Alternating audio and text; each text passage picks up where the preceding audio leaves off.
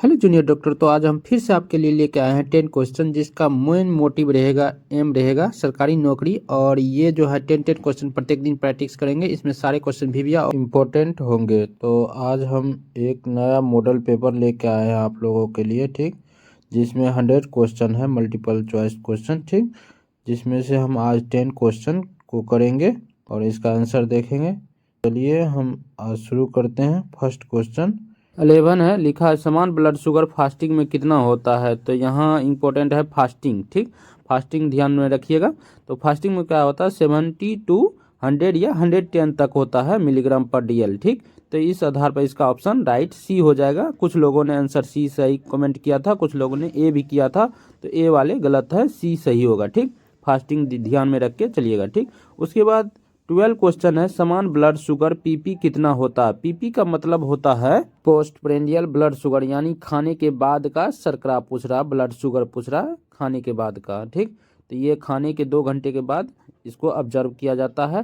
तो ये 140 मिलीग्राम पर DL से कम होना चाहिए, ठीक। तो इसका राइट आंसर हो जाएगा ए नंबर, क्योंकि यहाँ 140 मिलीग्राम से एक ही ऑप्शन कम है, तो इसका राइट आंसर ए हो जाएगा, ठीक। इसके बाद अगला क्वेश्चन आपका है 13, लिखा इंसुलिन शरीर के किस अंग में बनता है।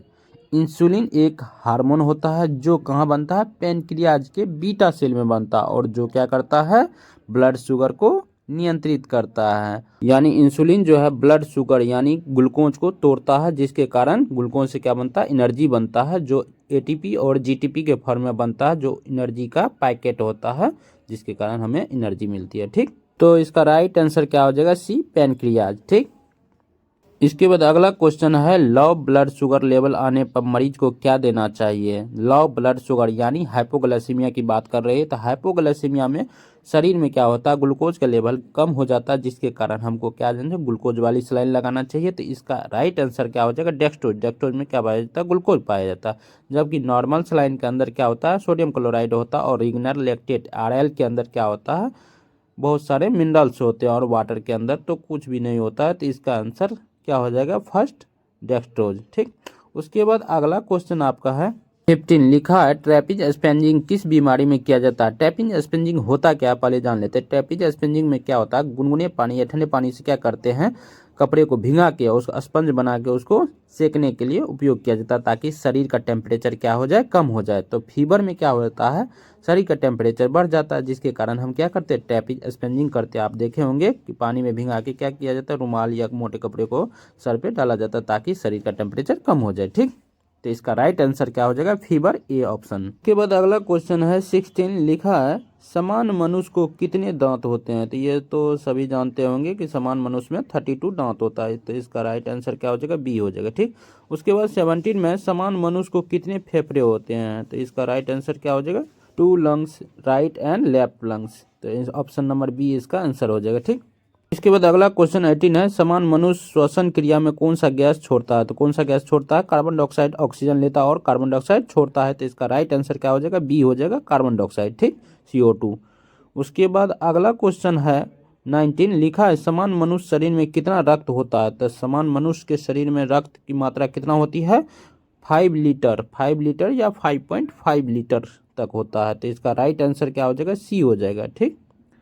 उसके बाद 20 क्वेश्चन है, सामान्य पुरुष का हीमोग्लोबिन कितना होता है। तो मेल में हीमोग्लोबिन की मात्रा पूछ रहा है, ठीक। तो मेल में हीमोग्लोबिन की मात्रा फीमेल की तुलना में ज़्यादा होता है, क्योंकि मेल में मेनेस्ट्रुअल साइकिल नहीं चलता, फीमेल में मेनेस्ट्रुअल साइकिल चलता है, जिसके कारण ब्लड लॉस होता है, और ब्लड लॉस होता है तो उसमें ब्लड कम होता है, जिसके कारण हीमोग्लोबिन भी कम रहेगा। तो मेल में आपका 13.5 से लेके 17 या 18 तक रहता है। तो आपका इस आधार पर ऑप्शन आपका बी आंसर चला जाएगा, 13.5 से लेके 18.5 ग्राम प्रतिशत तक, ठीक। इसके बाद अगला क्वेश्चन 21 है, समान महिला में हीमोग्लोबिन कितना होता है। तो ये ऑप्शन आपको 4 को दिया हुआ है, तो इसमें से जो आपको सही लगेगा वो टिक कर दीजिएगा, आपको हिंट दे चुके हैं।